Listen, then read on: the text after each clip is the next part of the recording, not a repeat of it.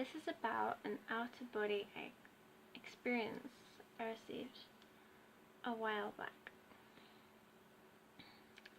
With zapped to a part of Israel, I found myself standing among sand, and there was a large congregation of people seated and speaking rather loudly. Then they began to speak amongst themselves and cried that Jesus was their king, and they were saying it as though they were going to force it among the people. Then I cried out to them, "No, it cannot be forced. Nothing can be forced." "Wow, they're twins," someone pointed out. I looked as she said that, then I looked at the man near me, and I had this uncontrollable excitement inside of me that was dying to come out. But somehow the man calmed that excitement and took hold of my hand. "I'm going to speak with this child. Stay here." And so he carried me over a way away, and we resided near a rock. "Where are we?" I asked, wondering, looking around at the scenery. "We're near the Sea of Galilee." He pointed toward the sea, which was somehow quite different to the sea I was used to looking at, and I gaped at the ocean.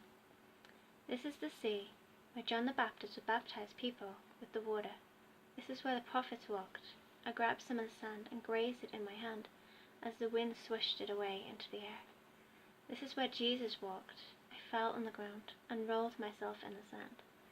He was sitting upon the rock, looking upon every movement I made, and whenever I moved from his glance, he moved to follow where I would go.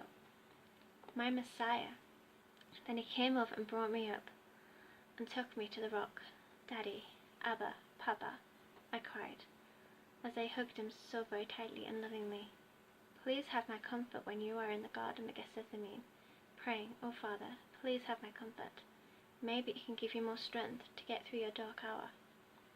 I began to walk away from the rock, and my thoughts wandered off. He took my hand and brought me back in such a graceful movement, like a swan, and I swelled back into his presence and onto his lap, and he looked at me so deeply and lovingly. "The fact that you'd say that shows such love and compassion in your heart." "Yes, well, it is what you teach us," I simply told him. "In which book do I teach such things?" he asked me. "In Matthew mainly, but also in Luke, Mark, and John. Acts explains other kinds of things, but also about your love and compassion, and of course James speaks about favoritism, even though it is mentioned in Leviticus in your Old Covenant."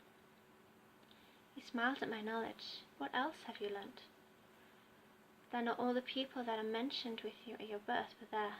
The Magi, the wise men, couldn't have been, because in Matthew 2 it explains that it took them 2 years to get to you, and they arrived at your house, not at the stable. And there was only one possible night the shepherds could have been out at night, and that is during the lambing season, which would make sense since you are the Lamb of God." He laughed, throwing his head back. "So how do people celebrate my birth?" he asked, wondering what his children had done with the knowledge that was presented for them.